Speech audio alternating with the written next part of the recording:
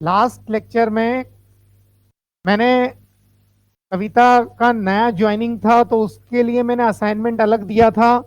वो असाइनमेंट ये था कि इस बिगनर बॉक्स 3 में क्वेश्चन 1 2 3 तक के क्वेश्चन हल करने को कहे थे। तो उसमें डाउट है क्या बेटा? कविता, आपको कोई डाउट है क्या उसमें?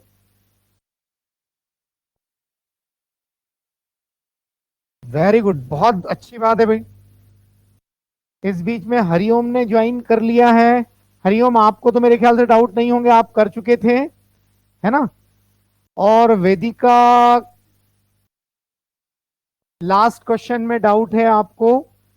भरत, एक 5 मिनट आपको इंतजार करना पड़ेगा और फिर मैं उसमें नई चीज आपको पढ़ाऊंगा, है ना? तो यहाँ पर इस बीच में बैकअप क्लास लेके फिर से कंटिन्यू करेंगे। तो इसमें लास्ट क्वेश्चन, मतलब ये वाले क्वेश्चन को आपने शायद पूछा है वेदिका ने। तो ये लास्ट क्वेश्चन मैं बता देता हूँ। वेदिका, यही वाला क्वेश्चन, इसी की बात कर रहे हो ना आप? थोड़ा सा इसको मैं बढ़ा देता हूँ।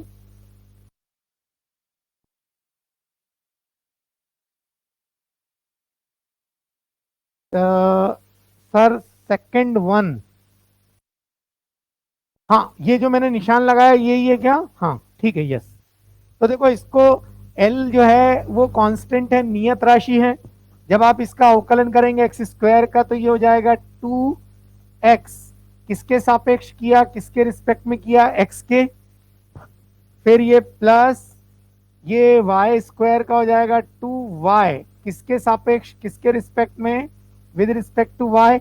और एल कांस्टेंट है, इसलिए इसका अवकलन या डिफरेंशियल कोफिशिएंट 0। मेरे ख्याल से अब हो गया है। ये इस प्रकार से आप निकाल सकते हैं। बताओ बेटा, अरे ये क्लियर हुआ आपको? ये वाली बात क्लियर हो गई? ठीक है, चलिए। मैं जनरल फिजिक्स पढ़ा रहा हूं अभी। और जैसे भरत ने ज्वाइन किया है आज, तो पहले मैं बैकअप क्लास लूंगा डिफरेंशिएशन की। और कविता का भी डिफरेंशिएशन या अवकलन, जो 4 क्वेश्चन थे उसको वहीं तक होल्ड रखते हैं अपन, है ना बेटा? तो आज मैं जनरल पहले पढ़ा देता हूँ, इस बीच में बैकअप क्लास के लिए आपका जो अनाउंसमेंट होगा। और भरत ने जैसे ज्वाइन किया है, कविता ने ज्वाइन किया है, तो इन बच्चों का बैकअप होने के बाद ये वाला टॉपिक अपन लेंगे, ठीक है बच्चों? तो मैं जनरल फिजिक्स की बात कर रहा हूँ। ये जनरल फिजिक्स मतलब बेसिक बेसिक चीजें, जैसे ग्रीक अल्फाबेट, ये बहुत यूज होता है अभी फिजिक्स में भी और केमिस्ट्री में भी यूज होता है।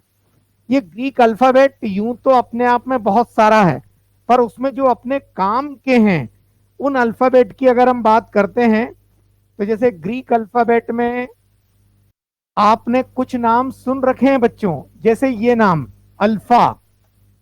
ये अल्फा जो है ये आपने देख रखा है, मेरे ख्याल से आप बता पाएंगे कि ये अल्फा आपने देख रखा है। अल्फा, इसको इस तरह से लिखा जाता है, अल्फा। फिर ये भी आपने देख रखा है, बीटा। या शायद पहली बार देख रहा हूं, ट्रिग्नोमेट्री में, त्रिकोणमिति में यूज करते हैं बच्चों इसको, है ना? त्रिकोणमिति या ट्रिग्नोमेट्री में, बिल्कुल, है ना, इसको यूज किया। और आप भी अपने तरफ से नाम बताएंगे, जैसे थीटा, ये कहलाता है थीटा, इसको क्या पढ़ा जाता है? थीटा, है ना? Alpha, beta, theta. ये कौन बताएगा भी ये वाला चिन्ह किसका होता है? ये वाला साइन या चिन्ह किसका है? गामा। अनुराग ने आंसर दिया है, वेदिका ने भी दिया है, वेरी गुड, बहुत बढ़िया। तो ये गामा है ना? गामा, ऐसा बोलते हैं। और अल्फा, बीटा, थीटा, गामा, ये भी आपने यूज किया होगा बेटा, ये तो बहुत यूज किया है आपने। अरे इसको तो सब जानते हैं, पाए, ये भी आपने यूज कर रखा है ना? फाय, ठीक है। अच्छा देखो, एक मैंने यूज किया है ये वाला त्रिभुज, इसको डेल्टा कहते हैं, है ना? डेल्टा, जिसको अपनों ने अंतर से बताते हैं, डेल्टा। डेल्टा, ये वाला भी चिन्ह डेल्टा के लिए यूज होता है बच्चों। फिजिक्स में और केमिस्ट्री में बहुत उपयोग होते हैं, तो ये अपने को मालूम होना चाहिए, एकदम बेसिक चीज है। अल्फा, बीटा, थीटा, गामा, है ना, पाई, फाई, डेल्टा, न्यू। एक और चिन्ह मैं आपको बता रहा हूं, न्यू, ये होता है nu, N U, nu. Hindi में अगर लिखे हैं तो इसको ऐसा पढ़ा जाता है, न्यू। और बताइए बेटा, ये चिन्ह किसी को मालूम है क्या? ये ऐसा वाला, ये त्रिशूल की आकृति वाला चिन्ह किसी को मालूम है क्या? क्या बोलते हैं? साय, बिल्कुल सही, बहुत बढ़िया। बिल्कुल, मनीष ने और हरिओम दोनों ने बताया है, ये साई कहलाता है ना। एक और साइन शायद आपने उपयोग किया होगा 10वीं क्लास में, अपवर्तनांक निकालने में, है ना, रिफ्रैक्टिव इंडेक्स निकालने में। क्या बोलते हैं इसको? बताओ बेटा। म्यू। बिल्कुल बिल्कुल, बहुत बढ़िया, बहुत बढ़िया, बहुत अच्छी बात है बेटा। अच्छा चलो, एक आध नाम आप भी बताओ, कोई नाम आपने देख रखा हो। ग्रीक अल्फाबेट, एप्सिलॉन, अनुराग का मैसेज आया भी, एप्सिलॉन। ये ई जैसा चिन्ह होता है, ये ऐसा, है ना, इसको एप्सिलॉन कहते हैं, एप्सिलॉन, एप्सिलॉन, बहुत बढ़िया। और नाम बताओ। ये वेदिका कह रही हैं ओमेगा, वेरी गुड। अरे आपको तो बहुत आता है भाई। ओमेगा, ये चिन्ह किसका है? ओमेगा का, है ना, ये याद होना चाहिए। और नाम बताओ, और जल्दी जल्दी जल्दी। फिजिक्स और केमिस्ट्री दोनों में ये साइन यूज होते हैं बच्चों। लैम्डा, बिल्कुल बिल्कुल, यस, लैम्डा भी काफी उपयोग में आता है, बहुत बढ़िया। ये कहलाता है लैम्डा, वेरी गुड, है ना। तो और कोई नाम याद आ रहा हो, जल्दी बताओ, जल्दी जल्दी जल्दी, बहुत बढ़िया। सभी बच्चे जो हैं, कम से कम, देखो, यूं तो बहुत सारे हैं, कम से कम इतने जो चिन्ह हैं वो आपको मालूम होना चाहिए, क्योंकि ये सब काम में आने वाले चिन्ह हैं, फिजिक्स में भी और केमिस्ट्री में भी, है ना। बिल्कुल। सिग्मा, देखो सिग्मा, आपने ये शायद 10वीं में पढ़ा होगा, सिग्मा, है ना, सिग्मा। और ये सिग्मा के साथ में ये वाला भी सिग्मा ही कहलाता है, सिग्मा। गणित में इसका उपयोग जो है समेशन के लिए करते हैं, योग के लिए, है ना, सिग्मा या समेशन के लिए इसका उपयोग किया जाता है। बहुत बढ़िया, तो ये सब नोट कर लो बेटा, ये सब अपनों को याद होना चाहिए। इसको मैं हेडिंग डाल देता हूं, ग्रीक अल्फाबेट कहते हैं इसको, है ना, ग्रीक अल्फाबेट।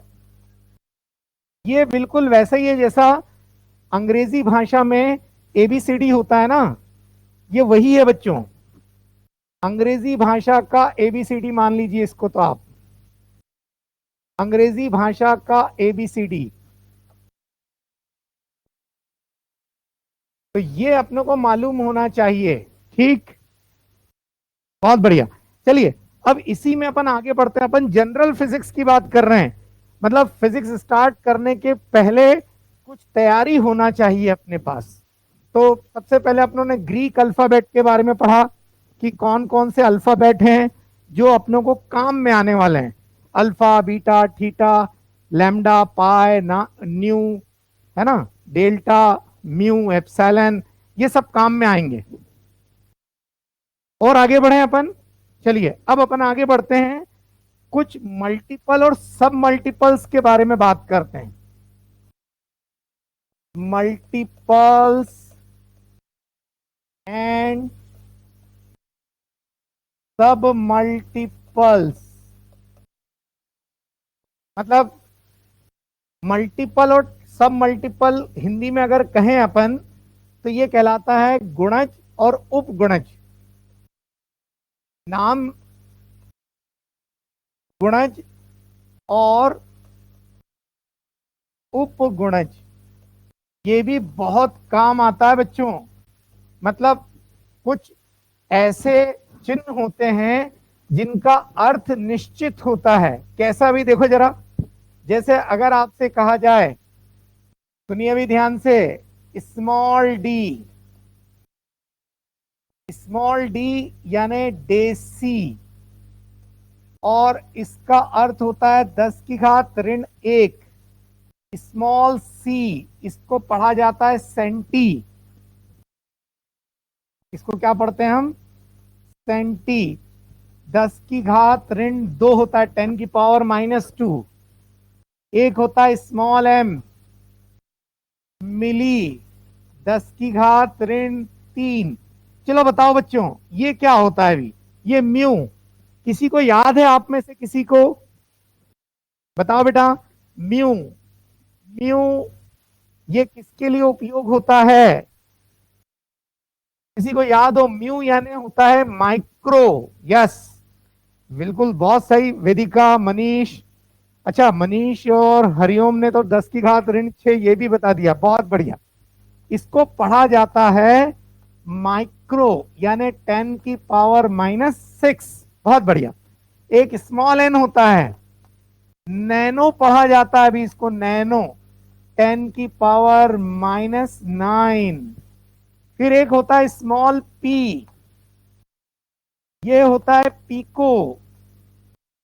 ये होता है 10⁻⁻12। देसी 10⁻⁻1। सेंटी 10⁻⁻2। स्मॉल एम, मिली 10⁻⁻3। माइक्रो 10⁻⁻6। नैनो 10⁻⁻9। पीको। एक होता है स्मॉल एफ, इसको पढ़ते हैं बेटा फर्मी, या फेमटो भी पढ़ते हैं, फेमटो, FEMTO। ये होता है 10⁻⁻15, है ना। और स्मॉल ए, एटो, इसको पढ़ते हैं, एटो को लिखा जाता है 10⁻⁻18।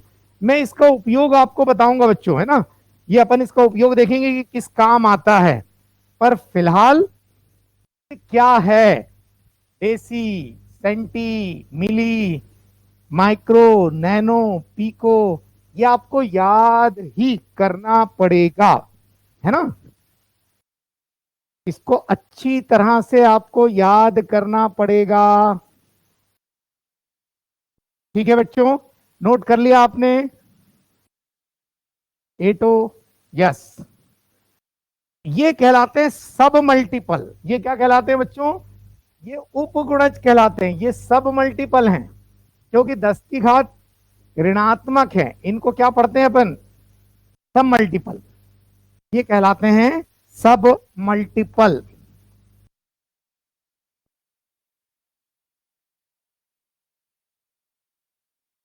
सब मल्टीपल, या इसको कहते हैं उपगुणज। ठीक है बच्चों, चलिए अब अपन आगे बढ़ते हैं। मल्टीपल्स की बात कर लेते हैं, गुणज की। देखिए जरा, मल्टीपल्स। मल्टीपल्स में आता है सबसे पहले डी ए, डेका पढ़ते हैं इसको, डेका। 10⁻⁻1, सॉरी, +1, है ना। -1 तो डेसी था, डेका है ना 10⁻⁻1। फिर आता है स्मॉल एच, हेक्टो पढ़ते हैं इसको, हेक्टो। 10⁻²। किसी को मालूम है क्या बच्चों के क्या होता है? के बताओ बताओ बताओ, के यानी क्या? नहीं, हरिओम, एंगस्ट्रॉम जो है वो एक अलग, वो लंबाई की इकाई होती है बेटा, है ना।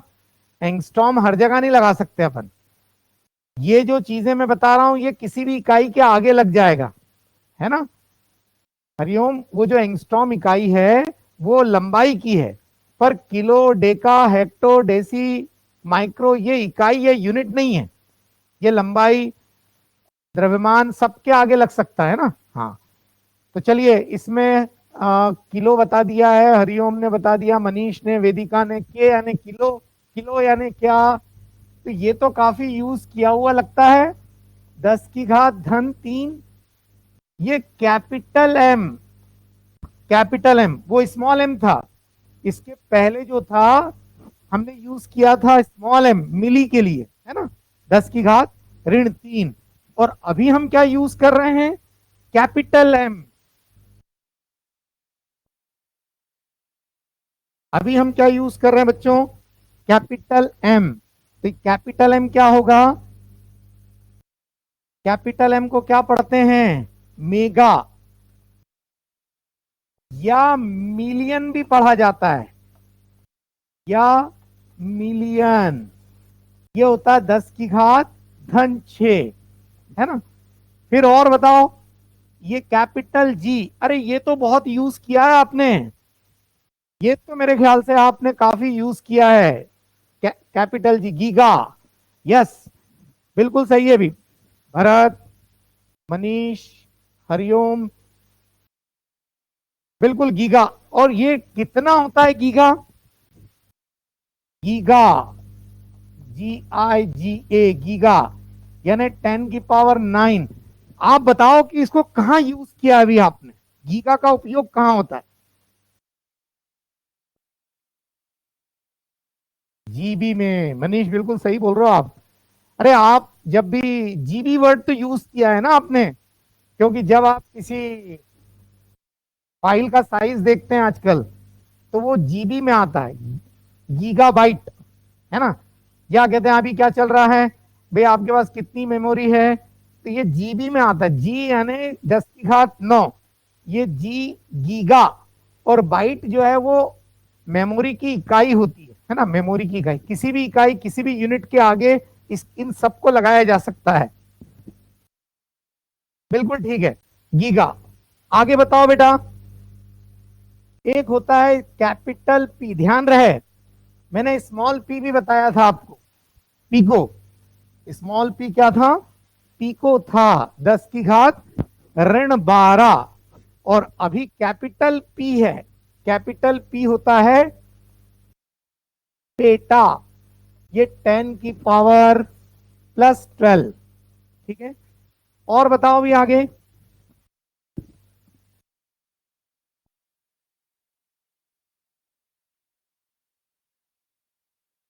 पेटा, हाँ। पेटा के आगे बताओ।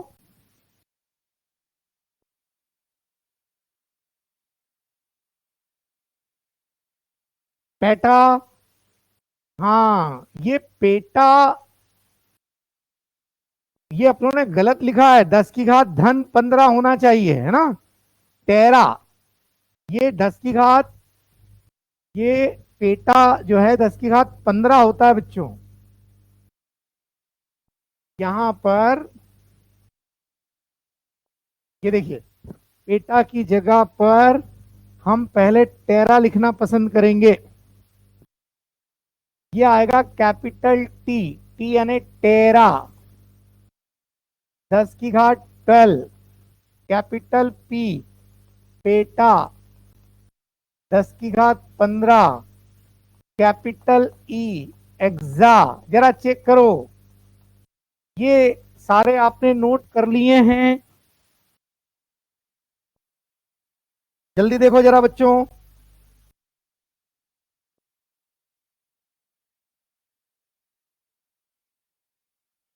सारे नोट कर लो जरा जल्दी से।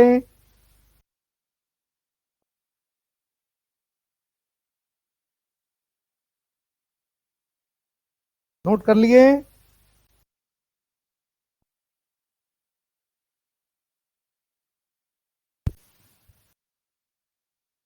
यस सर, ठीक है। भरत तो टीबी को लिख रहे हैं 1024 GB।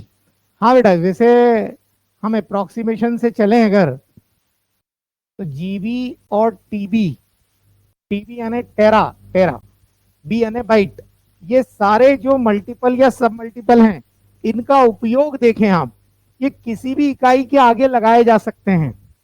ये सारे मल्टीपल या सब मल्टीपल जो हैं, किसी भी इकाई के आगे लगाए जा सकते हैं। मैं यहाँ लिख रहा हूं, देखिए जरा। these multiples और सब multiples can be used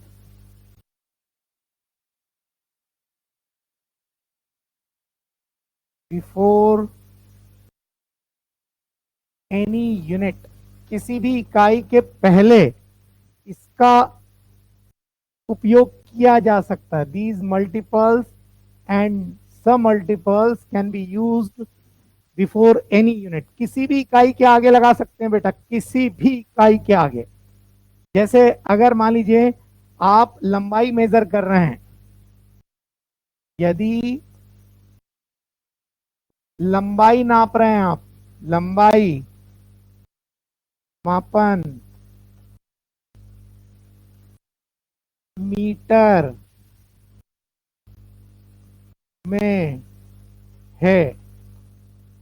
अगर आप लंबाई नाप रहे हैं, किस में नाप रहे हैं? मीटर में। जैसे आप लिखते हैं, मान लीजिए कि 10 मीटर, ठीक है। आपने लिख दिया मान लीजिए 550 मीटर। मीटर में लंबाई नाप रहे हैं बेटा, है ना। आपने लिख दिया मान लीजिए कि 0.00067 मीटर। आपने लिख दिया मान लीजिए कि 2000000 मीटर, कुछ भी रेंडम ले रहा हूं मैं। अब इसको आप क्या लिख सकते हैं? तो देखो, मैं 10 मीटर को लिख सकता हूँ 1 × 10⁻1 मीटर। और जरा पहले याद कीजिए कि 10⁻1 क्या था? 10⁻1 जो है डेका है। तो मैं इस 10 मीटर को लिख दूंगा ये 1। ये देखो, ध्यान देना बेटा, ध्यान देना आप। ये वन लिख दिया। ये 10⁻1 को लिख देंगे डीए और आगे मीटर। 1 डेका मीटर। 550, इसको क्या लिख सकते हैं? देखो जरा, 550 को मैं अगर लिख दूं 0.550 × 10⁻³ मीटर, जरा चेक करो, ऐसा लिख सकता हूं क्या? अरे ऐसा लिख सकते हैं बच्चों। मतलब एक उदाहरण दे रहे हैं, और भी तरीके हैं। 10⁻³ की जगह 10⁻5 में भी लिख सकते हैं, 10⁻6 में भी लिख सकते हैं, 10⁻1 में भी लिख सकते हैं। तो 10 की पावर में लिखना चाह रहे थे आप। अगर आपने 10⁻³ लिया तो जरा चेक करो 10⁻³ आपके लिए क्या था। तो 10⁻³ बेसिकली था किलो, है ना। तो यहाँ जैसे ही किलो आपको पता चला, तो ये 10⁻³ को आप किलो में लिख देंगे, तो 0.550, और ये किलोमीटर। आप समझने की कोशिश करें, जो मल्टीपल या सब मल्टीपल है उसको आप किसी भी इकाई के आगे लगा सकते हैं। ये देखो बच्चों, ये इसको लिखना है 1 2 3 4 5। मैं एक और लगा लेता हूं, देखिए जरा। मैं इसको या तो ऐसा लिख सकता हूं, देखो, 0.67 × 10⁻³ 1 2 3, ऐसा लिख सकते हैं बेटा। या ऐसा भी लिख सकता हूं मैं, इसे ऐसा भी लिख सकता हूं मैं,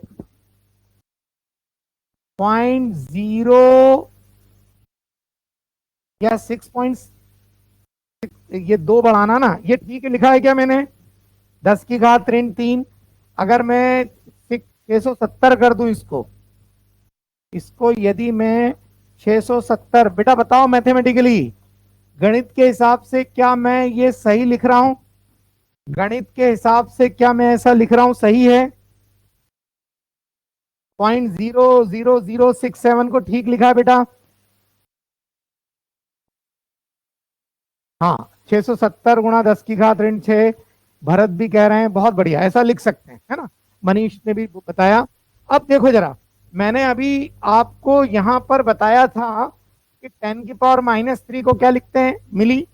10⁻⁶ को क्या लिखते हैं? माइक्रो। चलिए आप यहां आ जाइए।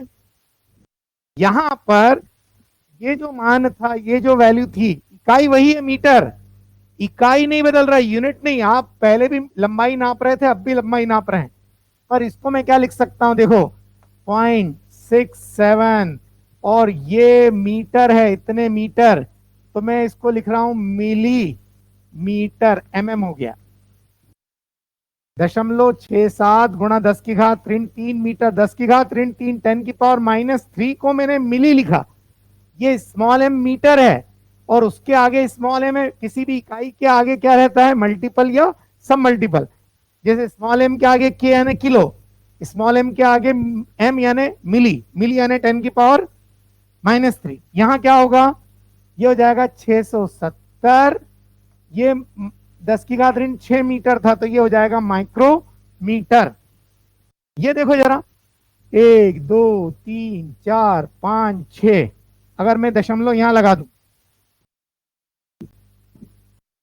मतलब 1 2 3 4 5 6, इसको लिख दूं 20 × 10⁻⁶ मीटर, तो ये 20 मेगा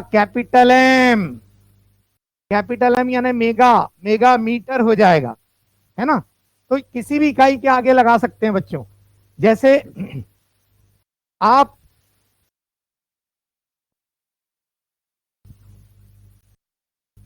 इलेक्ट्रॉनिक्स में, इलेक्ट्रॉनिक्स में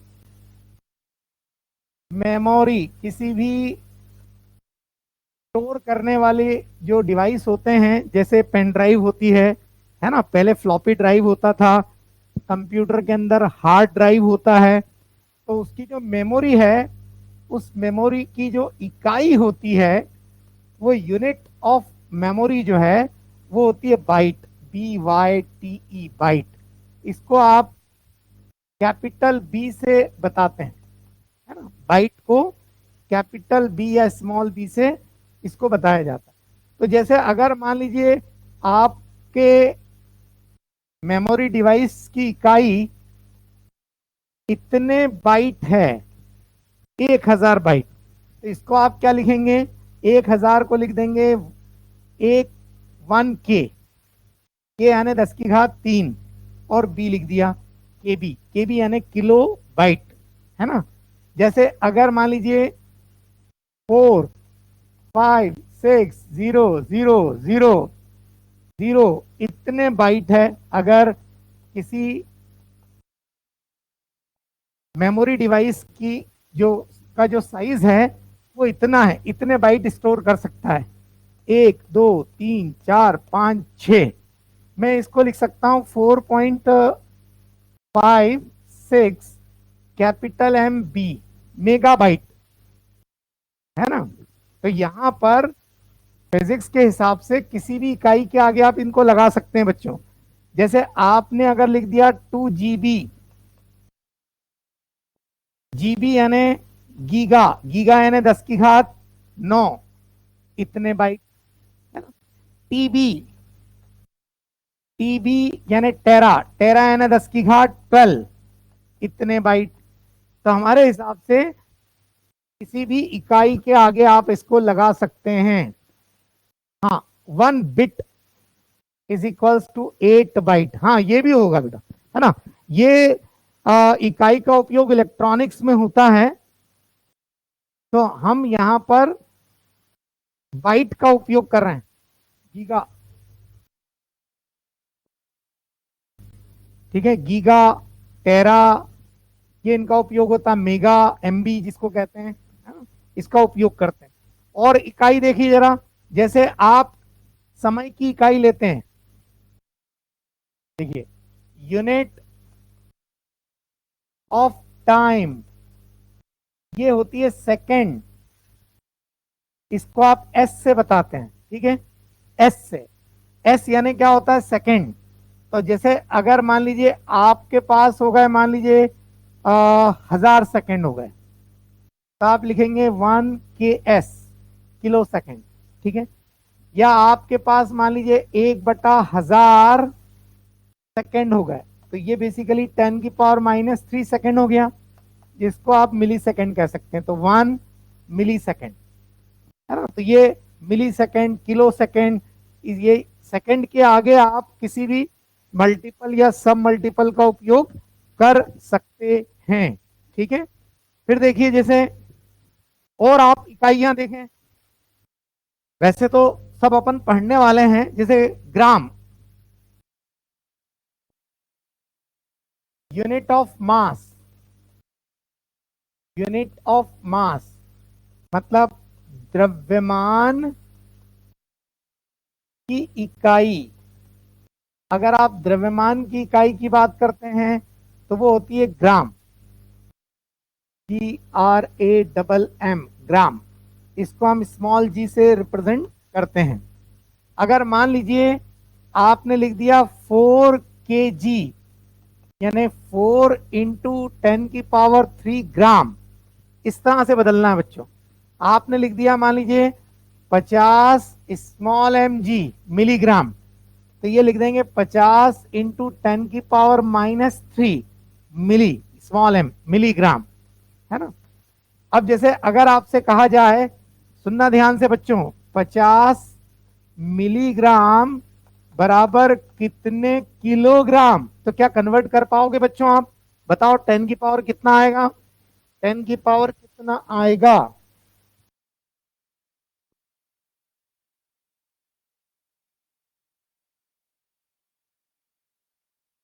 कविता आपके समझ में आ रहा है बेटा? आप पार्टिसिपेट करो।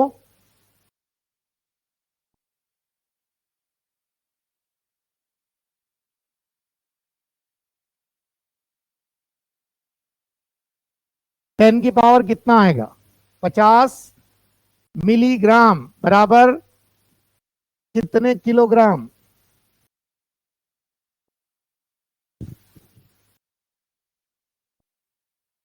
10 की पावर -7। अच्छा,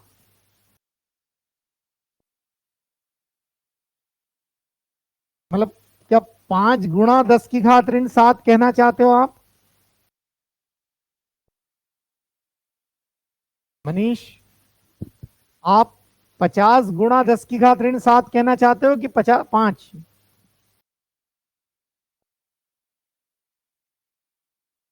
सभी बच्चे प्रयास करो बेटा। 5 × कह रहे हैं, बाकी बच्चे भी प्रयास करते। ये देखो 50 मिलीग्राम है ना, 50 मिलीग्राम। तो मैं 50 मिली को लिख देता हूं 10 की पावर -3, ये ग्राम हो गया। ये मिली को मैंने बदल दिया 10 की पावर -3 से। ये देखो, ये जो था ये आपका कन्वर्ट हो गया किसमें? 10 की पावर -3 में। पर मुझे तो किलो चाहिए, अरे मुझे तो किलो चाहिए। तो किलो कैसे आता? 10 की पावर +3 से। तो मैं 50 × 10 की पावर -3 था, 10 की पावर -3 से और 10 की पावर +3 से अगर गुणा कर दूं तो क्या ऐसा कर पाऊंगा? जरा ध्यान से देखो। क्या मैं 10 की घात ऋण 3 और 10 की घात धन 3, अरे मैंने एक से ही तो गुणा किया है बच्चों। 10 की पावर -3 और 10 की पावर +3। अब आप ऐसे कहेंगे कि ऐसा क्यों किया? क्योंकि मुझे मालूम है किलो क्या होता है, 10 की पावर +3। तो मैं इतनी राशि को केजी लिख दूंगा। ये जो राशि है, ये जो मान है वो किलोग्राम है। 10 की पावर +3 यानी के यानी किलोग्राम। बताओ बेटा कितना आ गया? ये आ गया 50 × 10 की पावर -6। मनीष आपका उत्तर गलत था बेटा, है ना। या तो ये उत्तर ऐसा आना चाहिए, 50 × 10 की पावर -6 किलोग्राम, या 5 × 10 की पावर -5 किलोग्राम।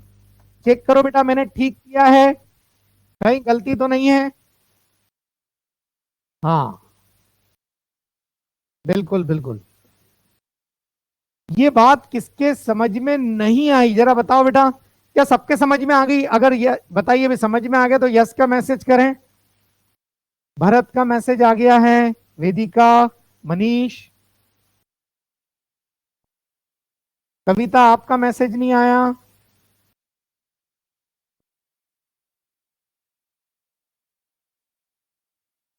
यस या नो? यस, ठीक, ठीक ठीक ठीक ठीक। चलिए ये बात क्लियर हो गई। तो अभी हम एक्चुअल में पढ़ क्या रहे हैं ये भी मालूम होना चाहिए। वास्तव में हम क्या पढ़ रहे हैं? वास्तव में हम जनरल बेसिक फिजिक्स पढ़ रहे हैं, बेसिक फिजिक्स। तो हमने सबसे पहले क्या देखा है? ग्रीक अल्फाबेट क्या होते हैं अभी। तो ग्रीक अल्फाबेट की आवश्यकता इसलिए पड़ रही है क्योंकि जगह जगह इन चिन्हों का उपयोग होता है। Alpha beta theta gamma pi phi delta nu psi mu epsilon lambda sigma omega, है ना, इनका उपयोग होता है। चलिए, और फिर जब आप देखते हैं इसमें मल्टीपल और सब मल्टीपल, तो 10 की घात ऋणात्मक वाले मान ये आपको रटे हुए होना चाहिए बेटा। जैसा मुझे याद है आपको भी याद होने ही चाहिए। ये मल्टीपल्स हैं 10 की धनात्मक घात वाले। फिर आप आगे बढ़ते हैं, इसका उपयोग देख रहे थे, तो ये बेसिकली मल्टीपल या सब मल्टीपल किसी भी इकाई के आगे लग जाते हैं, है ना, किसी भी यूनिट या इकाई के आगे इनको लगाया जा सकता है। किसी भी, आप किसी भी इकाई के पहले इनको लगा हुआ देखें तो आप ऐसा बदल सकते हैं, कन्वर्ट कर सकते हैं। ठीक है, तो ये मल्टीपल और सब मल्टीपल हो गए। अब इसमें एक और फिजिक्स में बेसिक चीज भी कह लो और अपने सिलेबस का पार्ट भी है ऐसा कह लो, वो होता है सार्थक अंक, सिग्निफिकेंट फिगर, है ना। तो सार्थक अंक या सिग्निफिकेंट फिगर ये अपने सिलेबस का पार्ट है। ये आगे के चैप्टर में मिलता है। सिग्निफिकेंट फिगर, सिग्निफिकेंट फिगर, जिसको हिंदी में कहते हैं सार्थक अंक, सार्थक अंक। ध्यान रहे, विज्ञान के हिसाब से, विज्ञान मतलब केमिस्ट्री भी समझ लो आप, फिजिक्स भी समझ लो आप, क्योंकि यहाँ पे गणनाएं की जाती हैं। तो फिजिक्स और केमिस्ट्री दोनों में जो भी उत्तर निकाले जाते हैं उसमें हम सार्थक अंक देखते हैं कि जो सिग्निफिकेंट हैं, जिनका जिनकी वैल्यू है वो हमारे लिए कितने फिगर सिग्निफिकेंट है, सार्थक हैं। इसके कुछ नियम हैं, उन नियमों में हम अपना दिमाग नहीं लगाएंगे, है ना। हम दिमाग ना लगाते हुए उसको कैसे यूज कर रहे हैं बस उसे देखने का प्रयास करेंगे। ये बहुत सारे सोच विचार के बाद ये नियम निकल कर आए हैं। तो मैं अंग्रेजी में बोर्ड पर लिखता हूँ, है ना, और हिंदी में मैं आपको कॉपी पे लिखवाते जाता हूँ। तो पहला,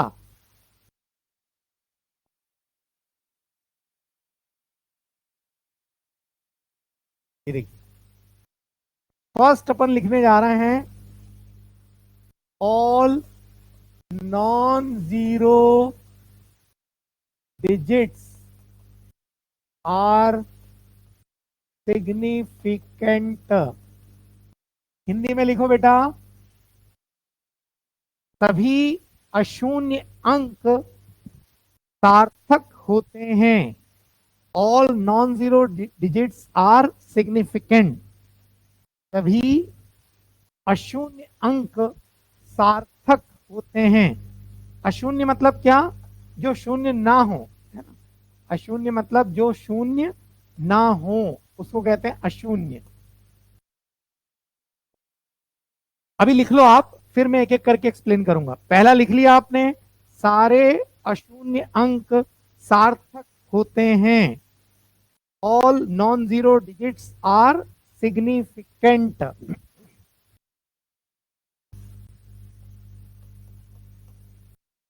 second, all zeros lying between two non-zero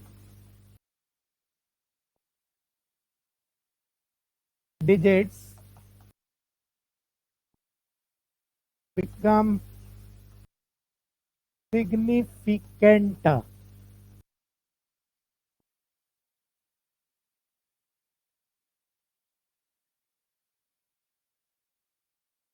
second वाला है, all zeros lying between two non zero digits become significant. मतलब हिंदी में लिखें, वे सारे शून्य, हिंदी में लिखो बेटा, वे सारे शून्य तो दो अशून्यों के बीच आते हैं। वे सारे शून्य जो दो अशून्यों के बीच आते हैं सार्थक अंक होते हैं। सार्थक अंक होते हैं। लिखा बेटा? मैं इसको पूरा एक्सप्लेन करूंगा आपको, है ना। सार्थक अंक किसी भी नंबर में कोई भी कैलकुलेशन के बाद जो अंक आता है उस वो उसमें कितनी डिजिट हमारे लिए सिग्निफिकेंट है उसके नियम देख रहे हैं हम, है ना। उसके नियम देख रहे हैं।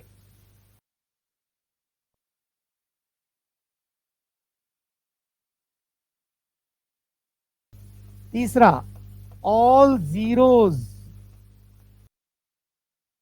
Before first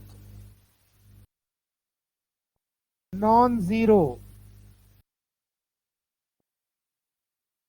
and after last non zero are not significant. Hindi में लिखे बेटा, वे सारे शून्य, वे सारे शून्य जो, वे सारे शून्य जो प्रथम, प्रथम यानी लेफ्ट मोस्ट, है ना। प्रथम यानी सबसे बाईं ओर वाला, जो प्रथम अशून्य के पहले हों। इसी को मैं यहां लेफ्ट मोस्ट कर देता हूं, ये क्लियर हो जाएगा कि क्या अर्थ है।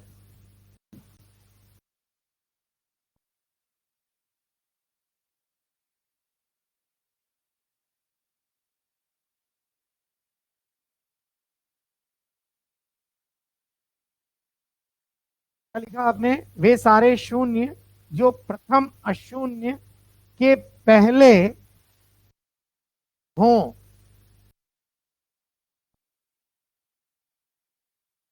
या अंतिम अशून्य के बाद हों, या अंतिम अशून्य के बाद हों, सार्थक अंक नहीं होते हैं। सार्थक अंक नहीं होते हैं। ये सारी चीजें एक्सप्लेन होगी बेटा, है ना। अभी तो आप पहले नोट करो, प्रथम नियम क्या था? सारे अशून्य जो हैं वो सार्थक हैं, पर अगर जीरो दो अशून्यों के बीच में है तो सार्थक है। पर सबसे पहले वाले अशून्य के पहले वाले सारे और आखिरी वाले के बाद वाले, पहले वाले मतलब लेफ्ट मोस्ट, उसके पहले वाले और राइट मोस्ट यानी सबसे दाईं ओर वाले के बाद वाले सारे शून्य सार्थक नहीं होते। ये इंपॉर्टेंट पॉइंट है बेटा, नॉट सिग्निफिकेंट, ये सार्थक नहीं है, इस पर चर्चा हो रही है। चलिए आगे देखिए, अगला पॉइंट नंबर 4, चौथा। If A number contains decimal or it comes from measurement,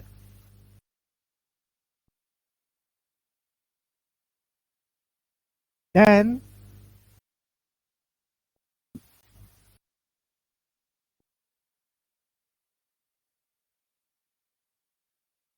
अगर किसी नंबर में दशमलव है, डेसिमल है, देखिए, यदि किसी संख्या में दशमलव है, चौथा पॉइंट, यदि किसी संख्या में दशमलव है या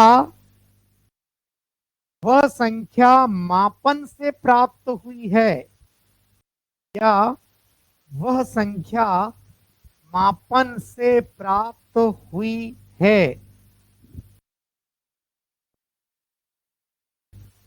तब क्या भाई? Then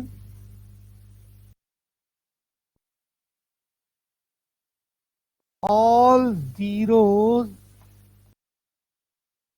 after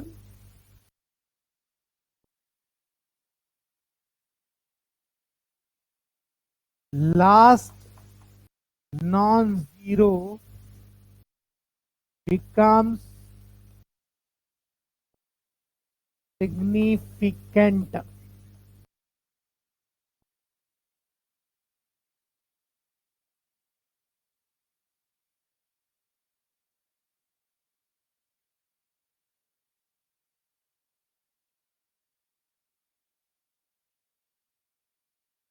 If a number contains decimal or it comes from measurement, then all zeros after last non-zero become significant.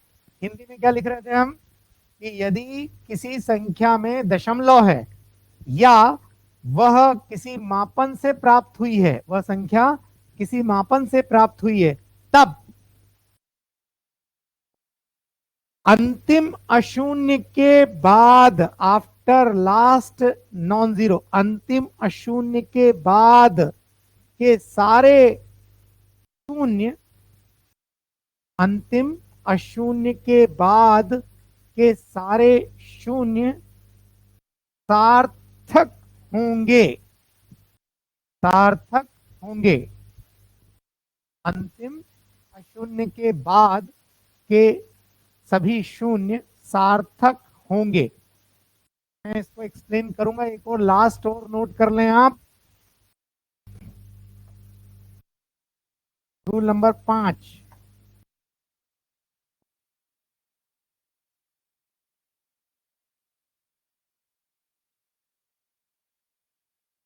there is no effect if unit is changed.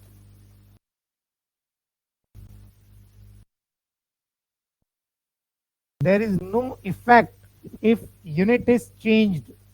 यदि इकाई परिवर्तन किया जाता है तो सार्थक अंक पर असर नहीं पड़ता है, तो सार्थक अंक पर असर नहीं पड़ता है।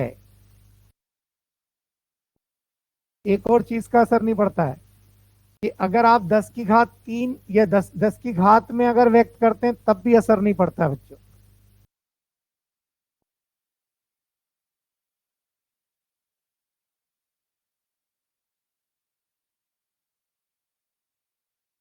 तब भी असर नहीं पड़ता है।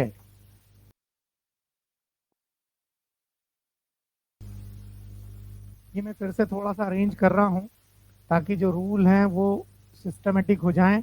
आपको ये बोर्ड वर्क मिलता ही है पीडीएफ के फॉर्म में, तो ये आपको मिल ही जाएगा, है ना।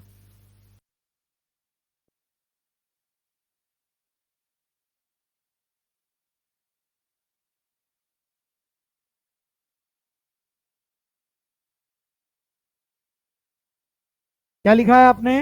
There is no effect if unit is changed.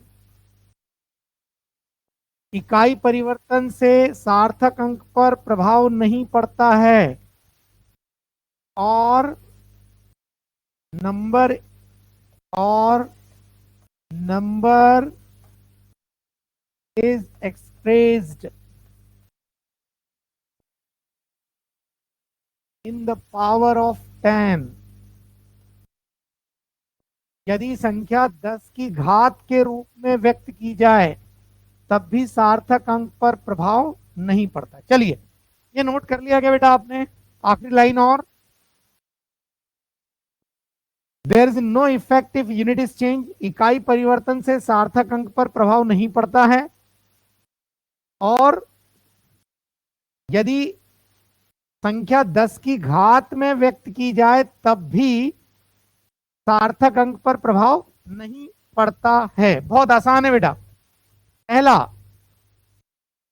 सारे अशून्य, जितने भी अशून्य हैं, अशून्य कौन कौन है बेटा बताओ जरा। अशून्य किसे कहेंगे आप? अशून्य मतलब जितने भी आप अशून्य अंक हैं उनकी अगर आप बात करते हैं, अशून्य यानी नॉन जीरो, नॉन जीरो। तो ये 1 है, 2 है, 3 है, 4 है, 5 है, 6 है, 7 है, 8 है, 9 है, ये सब क्या है? अशून्य। और शून्य तो शून्य है। तो ये सारे जितने भी अंक आपको दिखे, ये सब सार्थक होंगे, है ना। ये पहला जो नियम है वो क्या है? पहला नियम यही है कि सारे नॉन जीरो जितने भी अशून्य हैं वो सब सार्थक अंक होते हैं। बहुत बढ़िया। तो चलिए, अगर मान लीजिए क्वेश्चन के रूप में अगर ले लें अपन, क्वेश्चन के रूप में लेना है, फाइंड द सिग्निफिकेंट डिजिट्स, सार्थक अंकों की गणना करनी है भी आपको। जैसे पहला वाला अपन ले रहे हैं 2348। 2348 कितने सार्थक अंक है देखो जरा बच्चों। तो हम कहेंगे कि भाई यहां पर ये अशून्य है, ये भी अशून्य है, ये भी अशून्य या नॉन जीरो है, ये भी अशून्य या नॉन जीरो है। 1 2 3 4। तो कितने सार्थक अंक है यहाँ पर? 4। ठीक है। अब जैसे दूसरा 50078, चेक करना बेटा। 005000, दो 20,000 ले लिया, 20,000। बताओ बेटा, सार्थक अंक बताने हैं। ये सार्थक है क्योंकि नॉन जीरो है, ये नॉन जीरो यानी अशून्य है, सार्थक है, ये सार्थक है। अब इन दो जीरो के बारे में चर्चा करो, क्या ये जीरो सार्थक हैं या नहीं है? दूसरे प्रश्न में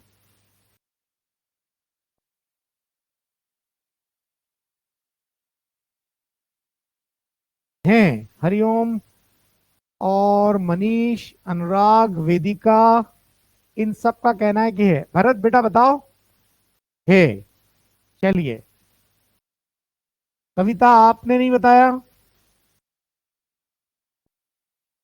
कविता, ये चीज समझ में आ रही है बेटा आपके? पार्टिसिपेट करो। यहां पर ये अशून्य या नॉन जीरो, ये अशून्य या नॉन जीरो, ये नॉन जीरो है, तो ये तीन तो है ही सार्थक। ये दो जीरो जो है, ये दो अशून्यों के बीच में है। सेकंड रूल क्या था? सेकंड रूल था वे सारे शून्य जो दो अशून्यों के बीच में आते हैं सार्थक होते हैं। All zeros lying between two non zero digits become significant. तो यहां पर ये दो शून्य जरूर हैं पर दो अशून्यों के बीच में हैं, इसलिए ये दोनों क्या हो गए? सार्थक हो गए, सिग्निफिकेंट हो गए। तो 1 2 3 4 5, टोटल कितनी हो गई फिर यहां पर? 5, है ना। यहां बताओ बेटा, थर्ड में कितने हैं? तीसरे में भरत कह रहे हैं कि 1 है, मनीष कह रहे हैं कि 1 है, हरिओम कह रहे हैं कि 1 है। अच्छा,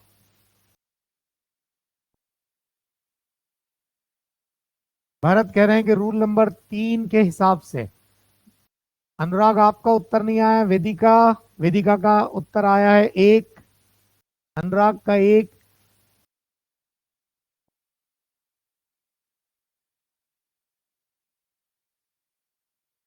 कविता आपका उत्तर नहीं आया, 1। चलिए, मेरे ख्याल से एकदम क्लियर है। रूल नंबर 3 के हिसाब से आप बात कर रहे हैं, वे सारे शून्य जो प्रथम अशून्य के पहले हों या आखिरी अशून्य के बाद के हों, वे सिग्निफिकेंट नहीं होते। नॉट सिग्निफिकेंट, वे सार्थक नहीं होते हैं। तो ये देखो जरा, ये अशून्य है, ये सार्थक है। इसके पहले ये सार्थक नहीं है, सिग्निफिकेंट नहीं है। ये लास्ट इधर राइट मोस्ट है, सबसे आखिरी वाला है। इसके बाद के भी सार्थक नहीं होंगे। तो यहाँ केवल एक है सार्थक। यहाँ कितना है भी? यहाँ कितना आएगा? यहाँ पर इसके पहले तो है नहीं, ये तो सार्थक है। पर ये राइट मोस्ट के बाद वाले ये सार्थक नहीं नहीं नहीं नहीं होंगे, मतलब उत्तर कितना आएगा? एक। ठीक है, इस प्रकार से। फिर देखिए जरा, पांचवा ले रहे हैं अपन इसी में।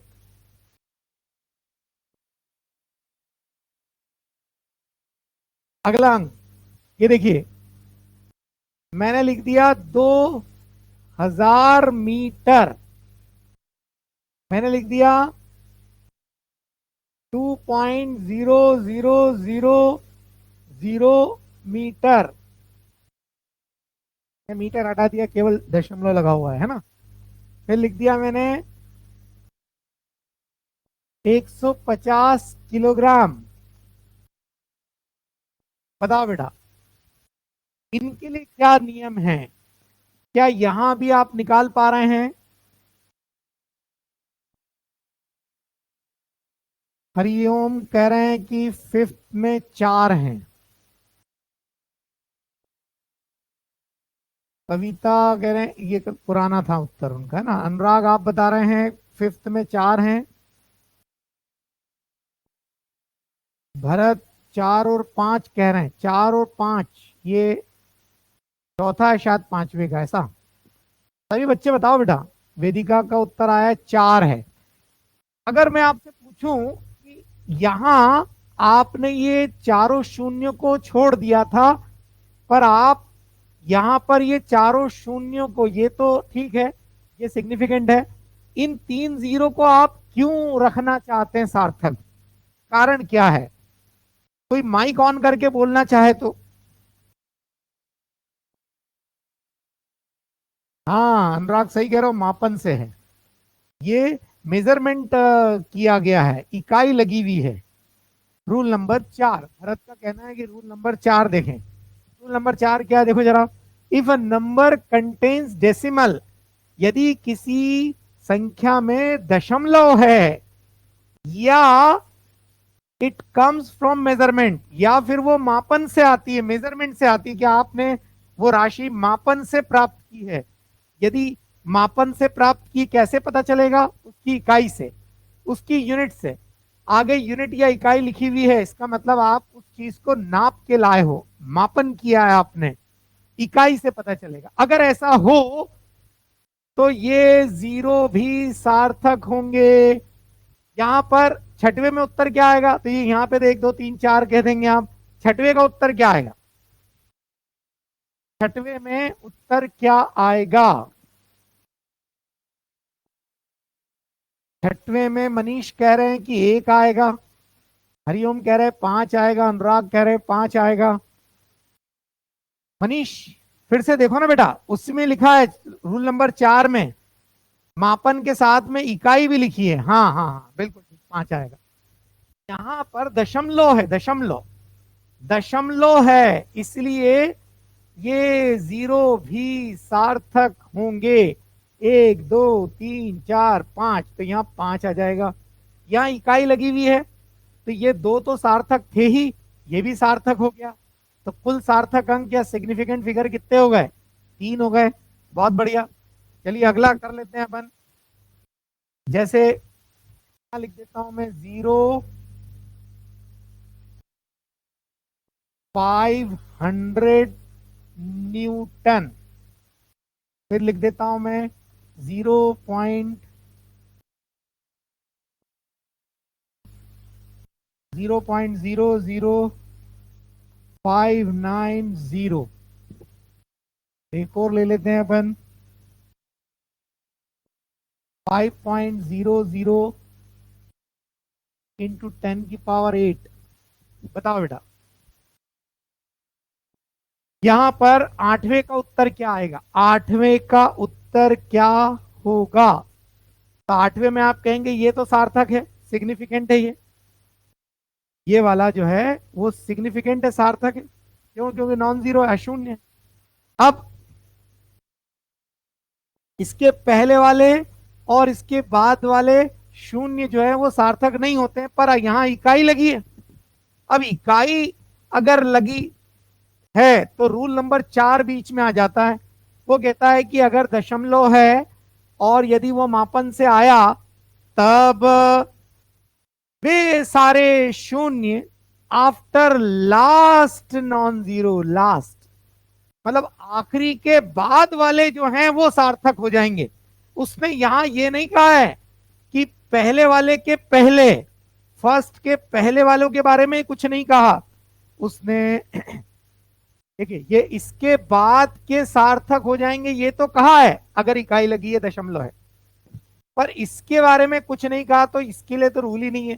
तो यहाँ कुल सार्थक अंक कितने हैं? 3।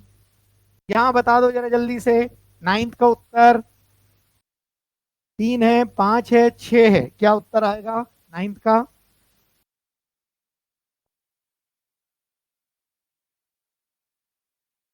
मनीष ने तीनों के उत्तर दे दिए हैं। अनुराग कह रहे 5। बेटा 5 क्यों आएगा, जरा एक बार चेक करो। हरिओम ने उत्तर ठीक लिखा है, मनीष ने उत्तर सही लिखा है, वेदिका ने सही लिखा है। रूल नंबर 5 समझ नहीं आया। रूल नंबर 5 क्या था पहले देखो।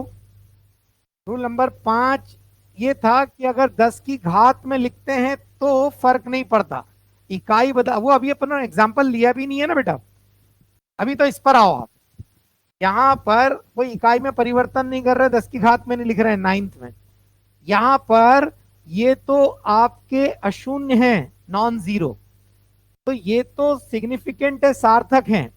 इसके पहले और बाद वाले जीरो की चर्चा चल रही है।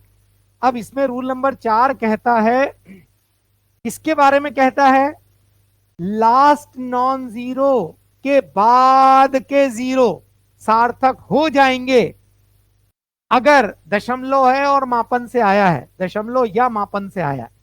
पर ये नहीं कह रहा कि पहले के पहले वाले, मतलब यहां पर दशमलव अगर लगा है या इकाई है तो आखिरी के बाद वालों के लिए नियम है, ये पहले वालों के लिए कोई नियम नहीं। ये तो ये सारे शून्य जो है वो सार्थक नहीं होंगे। तो यहां कितने आएंगे? 3, है ना। अब भरत आप पूछ रहे थे रूल नंबर 5, ये 10 की घात 8 है, इसका कोई रोल नहीं होगा, सार्थक अंक केवल इससे गणना होगी। ये कितने आएंगे सार्थक अंक? 3। आपको 10 की घात चाहे जो दी हो उससे फर्क नहीं पड़ेगा, नियम है ना। अब देखिए जरा अगला एग्जांपल ले रहे हैं हम। सार्थक अंकों की गणना करनी है आपको। 0.0000509 सार्थक अंक बताने बेटा आपको।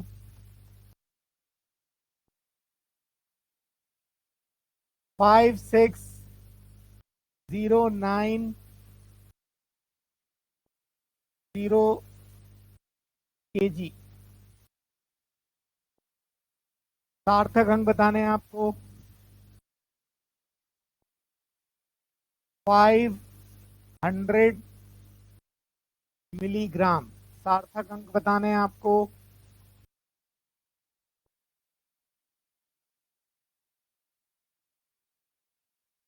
20,000 मीटर सार्थक अंक की गणना करनी है आपको। 3.96 इंटू 10⁵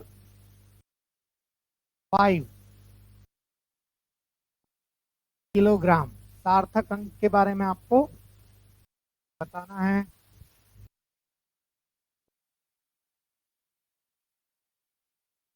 बताओ बेटा 11वें में उत्तर क्या आएगा? 11वें का उत्तर बहुत सारे बच्चों ने दिया है। 6 उत्तर दे रहे हैं सभी बच्चे, सभी बच्चे दे रहे हैं, वेरी गुड। सभी बच्चे पार्टिसिपेट कर रहे हैं। कुछ बच्चों के तो सभी उत्तर आ गए, बहुत बढ़िया। चलिए यहाँ पर सार्थक अंक ये है और ये है। ये दो जो हैं वो दो नॉन जीरो के बीच में है, अशून्यों के बीच में, इसलिए सार्थक। ये वाला शून्य भी दो अशून्यों के बीच में, इसलिए इसको भी सार्थक मान लें। यहां पर एक, देखिए ये फर्स्ट के पहले वाले के लिए कोई नियम नहीं है, चाहे दशमलव हो चाहे ना हो। यहाँ कितने होगा, 1 2 3 4 5 6, 6 अंक सार्थक हैं। Significant figures are 6। यहाँ देखिए, यहाँ पर 1 2 3 है ना, और ये 3 के अलावा ये वाला 0 2 नॉन जीरो के बीच में, इसलिए ये भी सार्थक हो गया बच्चों। क्या होगा, 1 2 3 4, आगे इकाई लगी है तो आखिरी वाले के बाद वाला ये भी सार्थक हो गया। इधर लगे होते तो फर्क नहीं पड़ता, पर इधर है तो फर्क पड़ रहा है। तो 1 2 3 4 5, यहाँ कितने हो गए, 5। यहाँ देखो जरा, इकाई लगी है, इकाई नहीं लगी होती तो एक ही था, इकाई लगी है तो आखिरी वाले के बाद वाले ये दोनों सार्थक हो गए। तो कुल सार्थक अंक या सिग्निफिकेंट फिगर कितने हो गए, 3। यहाँ बताओ बेटा, यहाँ एक ही था पर इकाई लगी है, तो ये भी सार्थक, ये भी सार्थक, ये भी सार्थक, ये भी सार्थक, 1 2 3 4 5, 5 हो गए। यहाँ 10 की घात से कोई मतलब नहीं है ना, और ये दशमलव है, तो 1 2 3, यहाँ सार्थक अंक कितने हैं, 3। अब जो मैं कह रहा था, इकाई बदलने से फर्क नहीं पड़ना चाहिए, उसका क्या अर्थ है।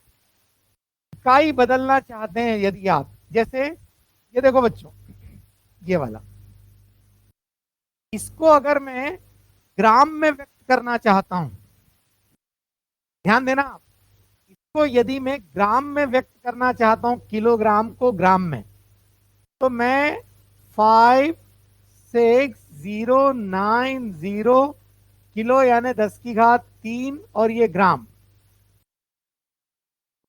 तो यहाँ सार्थक अंक कितने हैं, 1 2 3 4 5, इकाई लगी है इसलिए ये भी है।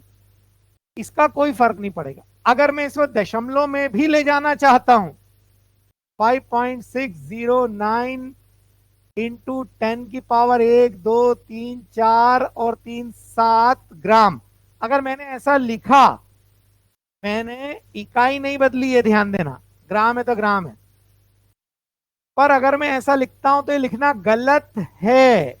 क्यों, क्योंकि यहां सार्थक अंक कितने थे, 3 और 2 5, यहाँ कितने हैं, 4, इसलिए मुझे इसमें भी सार्थक अंक 1 2 3 4 5 बनाने पड़ेंगे, 1 2 3 4 5।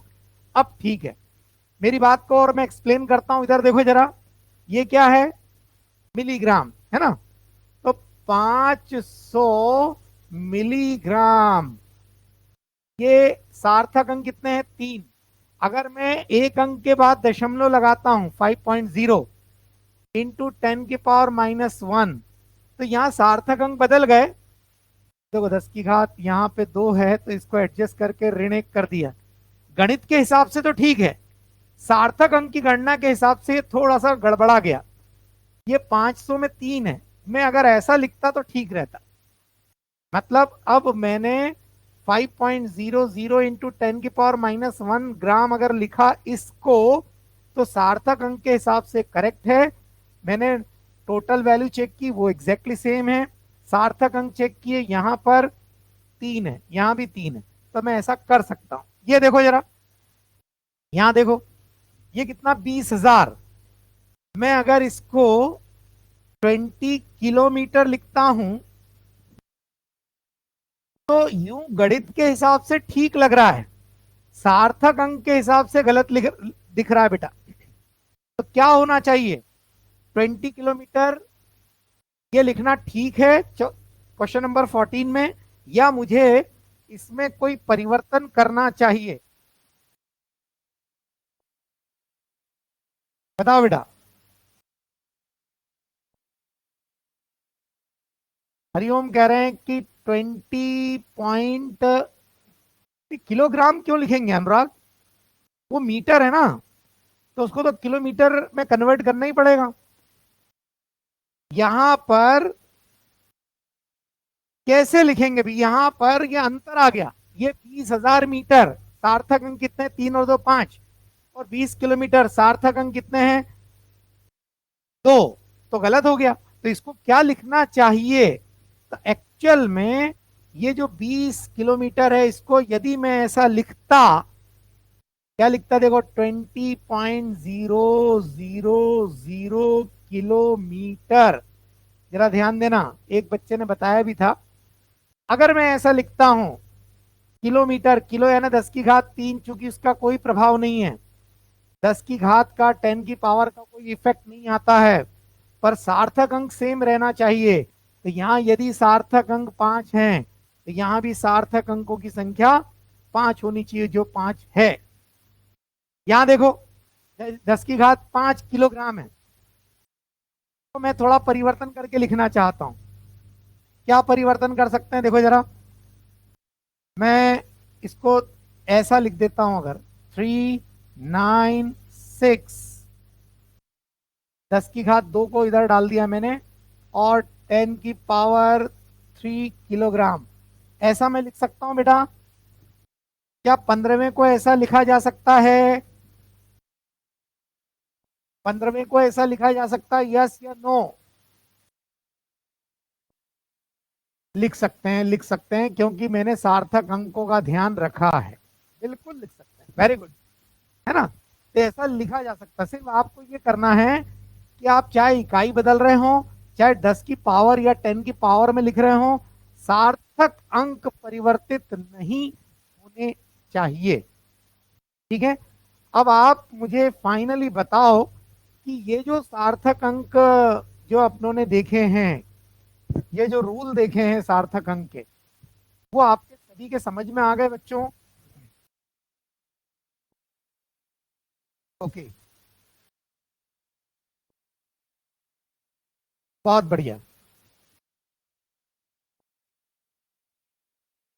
ठीक है, ठीक है। तो कल हो सकता है कि एक्स्ट्रा क्लास जो है, बैकअप की एक्स्ट्रा क्लास मतलब बैकअप के लिए, वो शायद लगे, है ना? टाइम टेबल आपको आपके ग्रुप पर बता दिया जाएगा, तो वो मैं भी देख लूंगा, और उसके हिसाब से आपको वो चीजें बता दी जाएंगी। आज जो हमने पढ़ी हैं चीजें, उन पर अपन एक बार नजर घुमा लें कि हमने एक्चुअल में पढ़ा क्या। हमने जनरल फिजिक्स के बारे में देखा था, जिसमें ग्रीक अल्फाबेट देखे, ये बहुत काम आते हैं फिजिक्स और केमिस्ट्री में।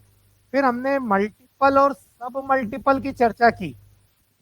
अल्फाबेट के बाद ये गुणज और उपगुणज, ये 10 की घात ऋणात्मक हैं, ये सब मल्टीपल कहलाते हैं, जिसको आप उपगुणज कह सकते हैं।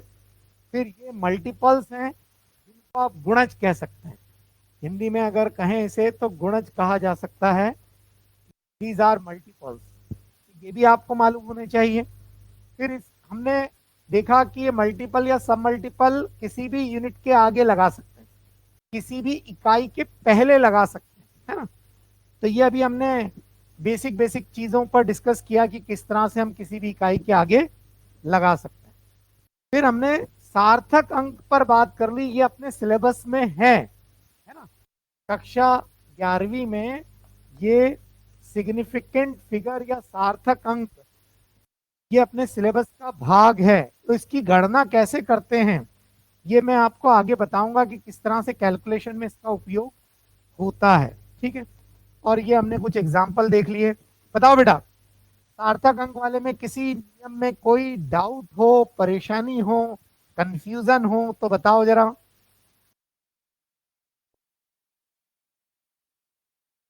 अनुराग का मैसेज आ गया है, कोई डाउट नहीं है। बाकी बच्चे बताओ बेटा, सभी बच्चे। वेदिका ने कहा है कोई डाउट नहीं है। ये मनीष, आप क्या कहना चाह रहे थे? 11 नंबर,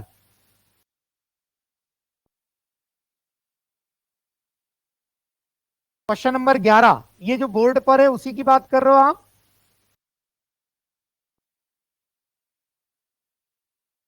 जो बोर्ड पर 11वां दिख रहा है, अच्छा। तो मनीष देखो, ये जो 11वां है, इसमें एक एक करके नियम लगाएंगे अपन। एक एक करके नियम लगाएंगे, मतलब जैसे 5.00,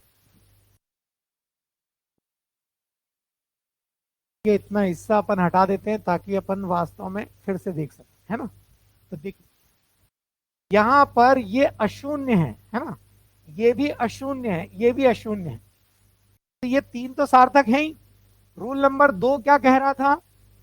रूल नंबर 2 कह रहा था कि वे सारे जीरो जो दो नॉन जीरो यानी दो अशून्यों के बीच में आते हैं, तो दो अशून्यों के बीच में, ये भी 5 भी अशून्य है, ये भी अशून्य है, इसके बीच में है, इसलिए ये सार्थक अंक है। ये जीरो भी जो है 5 और 9 के बीच में, इसलिए ये भी सार्थक है ना। तो यहाँ कितने हो गए? 1 2 3 4 5 6। अब इसकी चर्चा चल रही है, ये वाले जीरो। तो यहाँ दशमलव है, तो दशमलव होता है, तो पहले के पहले वाले इनके लिए नियम नहीं है। हाँ, अगर दशमलव है तो बाद में सबसे आखिरी वाले के बाद वाले जीरो के लिए नियम है। ये जो नियम नंबर 4 है, इसको देखो जरा आप। ये नियम number 4, if a number contains decimal और इट कम्स फ्रॉम मेजरमेंट, यदि दशमलव है या मापन से आ रहा है, तो वो सारे जो आखिरी नॉन जीरो, आखिरी अशून्य के बाद के जितने जीरो हैं, उनके लिए नियम है। तो इस प्रश्न में यहां पर ये दशमलव, ये यहाँ पे सबसे पहला, इसके पहले वालों के लिए कोई नियम नहीं। तो इस तरह से 1 2 3 4 5 6 कुल सार्थक अंक कितने प्राप्त हुए? 6। बताओ बेटा मनीष।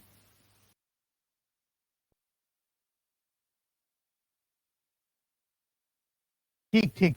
तो चलिए इसको यहीं तक रखते हैं, मैं आपको असाइनमेंट दूंगा, है ना। ये अपनी जो बुकलेट है, इसी बुकलेट में से कुछ प्रश्न मैं आपको बताऊंगा, वो आपको करना है, वो आपको डाउट ग्रुप पर बता दिया जाएगा, ठीक है। भरत का मैसेज भी आ गया है।